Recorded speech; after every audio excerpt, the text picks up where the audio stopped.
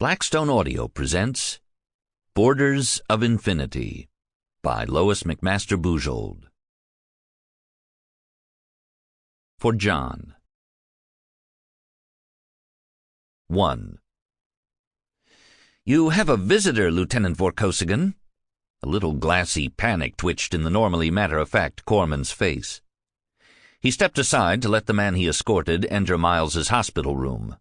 Miles caught a glimpse of the corpsman retreating hastily even before the door hissed shut behind the visitor. Snub nose, bright eyes, and an open, mild expression gave the man a false air of youth, though his brown hair was graying at the temples. He was slight of body, wore civilian clothes, and radiated no aura of menace, despite the corpsman's reaction. In fact, he had scarcely an aura at all. Work as a covert agent in his early days had given Simon Illian, chief of Barrayar's imperial security, a lifelong habit of being inconspicuous. "Hi, boss," said Miles. "You look like hell," Illian noted agreeably. "Don't bother saluting." Miles snorted a laugh, which hurt. Everything seemed to hurt except his arms, bandaged and immobilized from shoulder blades to fingertips.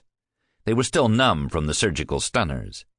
He wriggled his hospital-gowned body further into his bedclothes, futilely seeking comfort.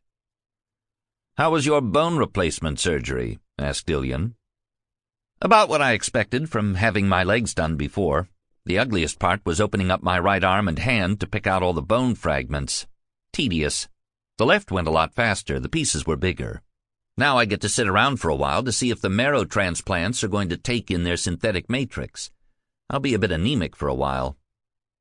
"I hope you are not going to make a habit of returning from your mission assignments on a stretcher."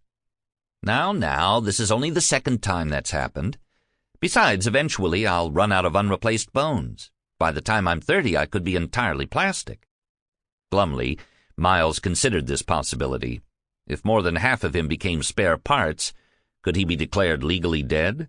Would he ever walk into a prosthetics manufacturing plant and cry, "Mother"?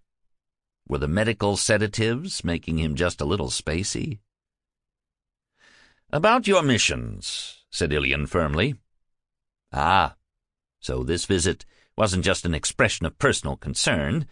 If Illian had ever owned any personal concern, it was sometimes hard to tell." "You have my reports," said Miles warily. "Your reports, as usual, are masterpieces of understatement and misdirection," said Illian. He sounded perfectly serene about it.